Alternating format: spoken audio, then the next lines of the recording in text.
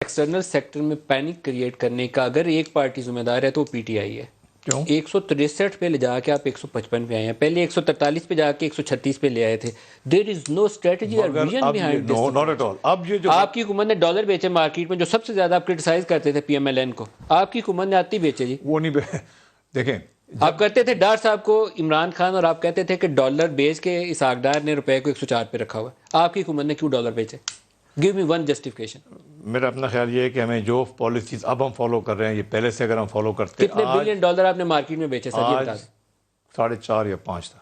5 ارب dollar آپ کی حکومت نے 6 ماہ کے اندر, before going to the I M F, 10 مہینے کے اندر 8 ماہ کر لیں. آئی ایم ایف کے پاس جب گئے ہیں تو I M F on board آیا تو 38 ارب ڈالر کا پیکیج ہے. تو آپ کہیں کہ ہم نے بڑا کمال کیا جی, اس آئی ایم ایف نے اکانومی بٹھا دیا سر.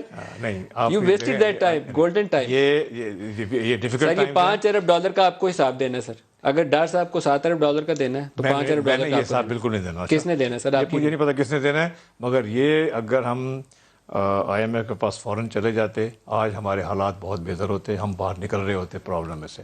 اب نکل آئیں گے, کچھ وقت زیادہ لگے گا کیونکہ پہلے ڈیلے ہو گیا. سیدھی بات ہے, ہم کوشش کر رہے ہیں کہ یہ اکانومی اب اسٹیبلٹی کے بعد گروتھ میں جائے.